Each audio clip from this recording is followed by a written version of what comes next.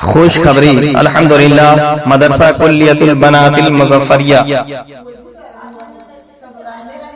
نوری نواڈی ضلع لوہردگا جھارکھنڈ میں تعلیم و تعلم کا سلسلہ تو 2019 سے ہی جاری و ساری ہے، لیکن اسلامی بچیوں کے رہنے کے لیے ہاسٹل اور قیام و طعام کا انتظام امسال یعنی 2023 سے کر دیا گیا ہے۔ باصلاحیت معلومات کے سائے میں اسلامی بچیوں کی روشن و مستقبل کے لیے اور دین و ایمان کی تحفظ و بقا کے لیے اور دینی تعلیم و تربیت کے لیے یہ ادارہ مصروف عمل ہے۔